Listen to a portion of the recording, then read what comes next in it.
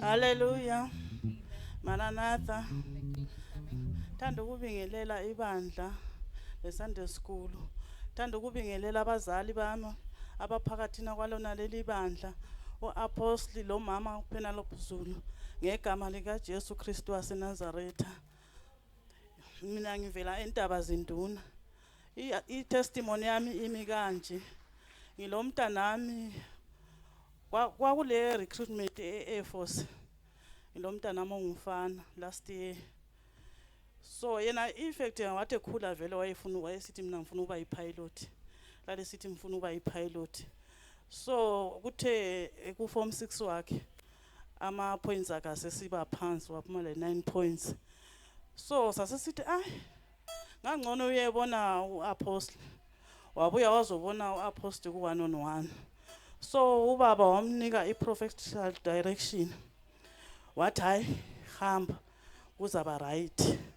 Litshela abazalwane isidinto singafaka uApostle akulayo into edlulayo.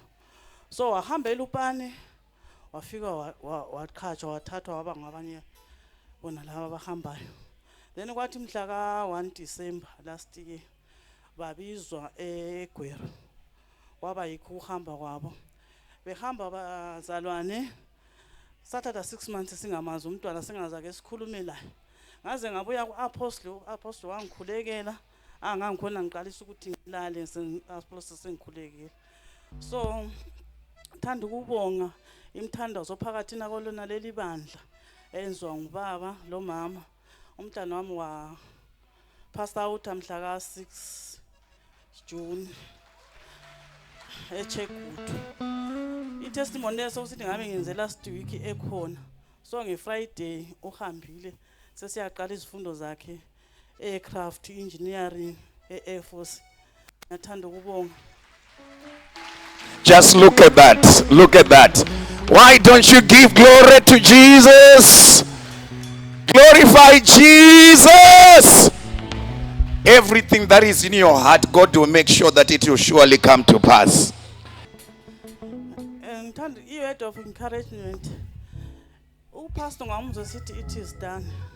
Isidinto esikhulu leso akwekele ukwenzakala. Thanda ukubonga kakhulu. Sibe lokubekezela okukhulu. And ugcobo oluphakathina kwena lindawo. Ngoba umntana nami uthe ubuya abantu bebemanga ukuthi uvela nga. Ithuthi uvela ku training yena lo mntwana obuye nje. Sithi ye awuyacazimula nxa ugcobo oluphakathina kwena kweRoyal. Yabo.